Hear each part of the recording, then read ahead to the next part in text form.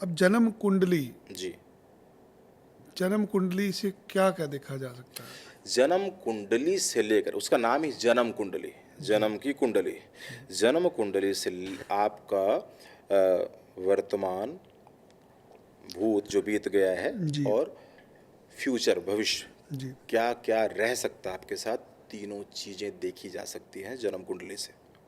आपके बारे में मशहूर है कि जब आपके पास कोई आता है, जी। आप उसको मंत्रों उसकी सिद्धि से, उसको हवन यज्ञ से उसकी सारी समस्याएं ठीक करा देते हैं। हाँ जी, क्योंकि ये चीज़ें, जहाँ तक आपने शुरुआत की और मैं भी इस बात को मानता हूँ कि ग्रहों से, ज्योतिष से कहीं ऊपर है उस शक्ति की शक्ति, या मंत्र की शक्ति। उपाय तो फिर भी एक बार व्यर्थ जा सकता है, लेकिन मंत्र व्यर्थ नहीं जाएगा। और मंत्र की साधना से, माँ भगवती के आशीर्वाद से, कालिका धाम पर पहले तो जो कोई आता है, अगर किसी की पत्रिका है या जन्म कुंडली नहीं है, उसकी तस्वीर, उसके माता और पिता की तस्वीर मात्र देख के, माँ भगवती के आशीर्वाद से उसके बारे में सब कुछ बिना उससे पूछे ही वहाँ पर बता दिया जाता है।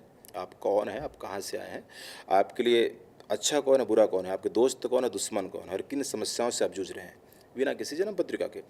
फिर उनको बहुत सरल उपाय, छोटे छोटे उपाय और छोटे छोटे परहेज से, और उसमें सबसे ज़्यादा पावरफुल उपाय जो शनिवार को चंडी यज्ञ होता है, उसमें बैठा के मंत्र विधि द्वारा उनकी सारी समस्याओं से निजात दिलाया जाता है। कितनी देर का होता है चंडी यज्ञ जो होता है? हर शनिवार को शाम 2 घंटे का माँ कालिका, माँ चंडी यज्ञ होता है। उसके पीछे तैयारी में तो बहुत समय लगता है, जी। लेकिन जब यज्ञ प्रारंभ होता है तो 2 घंटे लगते हैं। सायंकाल, अब आजकल गर्मी का मौसम है तो सायंकाल 6:30 बजे प्रारंभ हो जाता है, तो 2 घंटे निरंतर चलता है।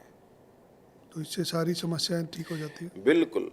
जिस इंसान की इच्छा शक्ति प्रबल हो गई, इसीलिए हम ज्योतिष में चंद्रमा से जोड़ा करते हैं, जिसका जी। मानसिक इंसान बहुत स्ट्रांग है, विश्वास है कि मुझे ठीक होना है, तो वो 2 4 5 शनिवार में ही बहुत सारी मुश्किलें से दूर हो जाता है, और जिस मंजिल को पाना चाहता है, शक्ति उसे सपोर्ट कर देती है और उसे पा लेता है।